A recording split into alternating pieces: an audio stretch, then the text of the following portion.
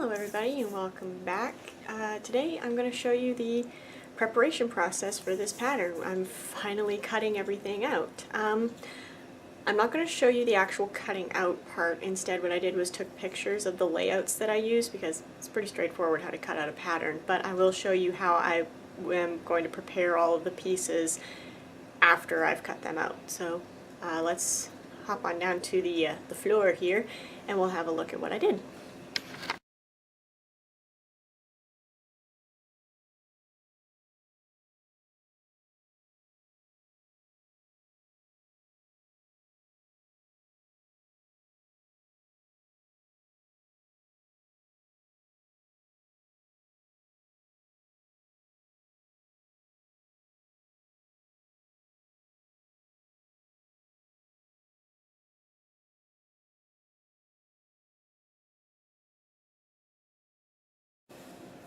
Okay, so I've cut all of my pieces out. I'm going to show you the shell and the lining pieces first. So I'll show you these ones first. These are my side backs. And I cut these out in lining and in self. I also cut them out in interfacing. On the self fabric, I stay stitched from the waist to the bust line on both pieces. And on the lining pieces, I didn't stay stitch, but I did interface. This has a lightweight woven fusible interfacing in it to give it a bit more cushioning against the seams that the self is going to make. And I did that for the side back pieces. Put those to the side. The side back, the full side,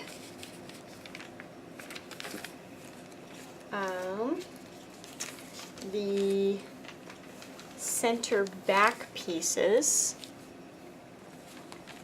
the back yoke, and the side front pieces.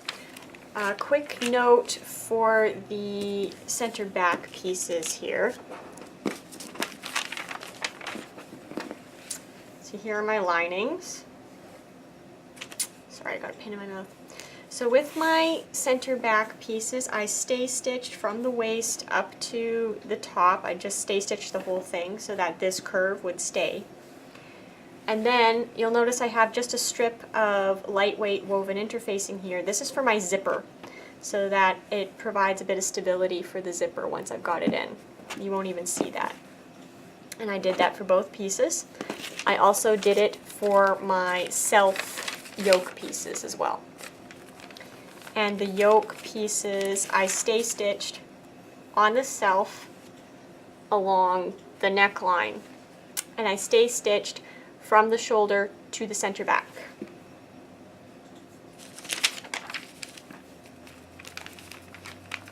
Just get all of this out of the way here.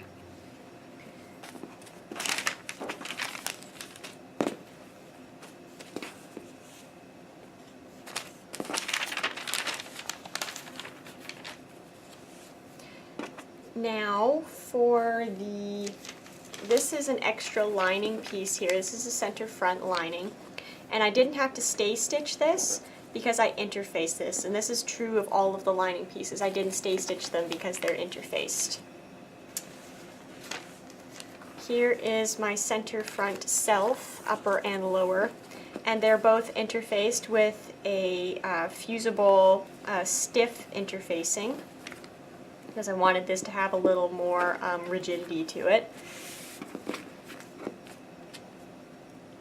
Now, yeah, here I have my gather pieces, and these ones I didn't have to do much of anything to these ones because they're all cut on bias, so there's no stay stitching, there's no seam finishing or anything. It's just plain. Because they're cut on bias, they won't unravel, so I can handle these all they want and they won't fray on me. same goes for my horizontal gathers for the back and the front. You don't need to interface or stay stitch these because you're going to gather them, and interfacing would just make the gathers really rigid and poofy looking, and stay stitching there's really no point because you're going to gather it. So these are pretty much as is. All I did was I cut the notch here, and I cut the notches on this one here and here and down here.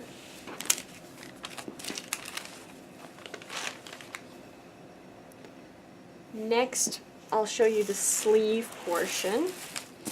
Now the sleeve was kind of an interesting job. I had to do all of this funky drafting here. But after I cut it out, I cut notches at the center fold and at the quarter marks. I also cut my notches here and here to indicate front and back of the sleeve because you can get things turned around, and the notches on the underarm seam. Also, to prepare this, I've got 2 layers of netting here for each sleeve piece, just to help poof the sleeve up when it's sewn. And I've just basted them into the underarm seam. I didn't baste all the way around because I'm going to be putting gathering stitches along the top and bottom, and I don't want any extra thread in my way to bulk that up and make it difficult.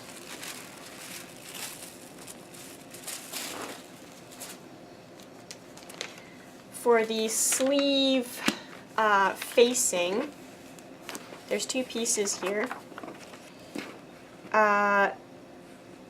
There's 2 here that are just plain. These are going to be the ones you're going to see through the slit.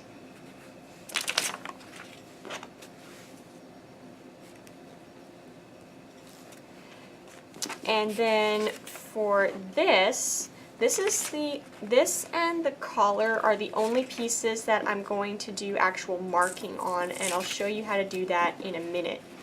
But this I have interfaced with that stiff interfacing to help create some resistance when I cut this portion out. I will show you how to do that in just a sec. And here's my sleeve. What I did to prepare this was I folded it in half and pressed it to create a fold line. And then I cut out a piece of the stiff interfacing that was 1 inch wide by 10 inches long, and I stuck it down in between my seam allowances because I don't want any extra bulk in my seam allowances when I go to sew the sleeve into this cuff.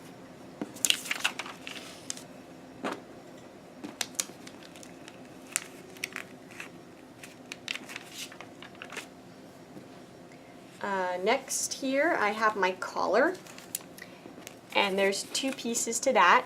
There is the under collar, which I interfaced with that stiff interfacing again, and the public side of the collar. And I'll show you later on down the road how I'm going to make that scallop, but I still need to mark it, and I'll show you that in just a sec. And then for the peplum, just straightforward, cut the piece out, and then I snipped a notch at the center fold on the curved edge, and then I snipped notches down here to indicate how far in I had to roll in the hem. And I finished the hem with some serging, just a 3-thread serge to keep it from fraying. If you don't have a serger, you can use a zigzag stitch to achieve the same thing. Okay, let's get to transferring markings. You guys have seen me do this once before. I have my tailor's carbon here, and I've got it sandwiched between the layers of my under collar with the interfacing. And you just layer your piece over top. And I'm going to use a pen to do this. It's better to use a dead pen, but you can also use a tracing wheel. But these are some pretty tight curves, so you can use either a needle or a dead pen. And I'm just going to come up and over, and you need to apply some pressure to this. otherwise it's not going to transfer.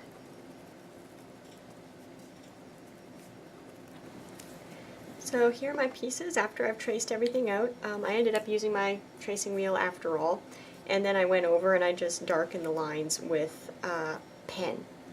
So that's the preparation process. So that's how you prepare those pieces for getting sewn. In my next video, we're actually going to get down to the nitty-gritty of putting this bodice together. So until next time, guys, happy sewing!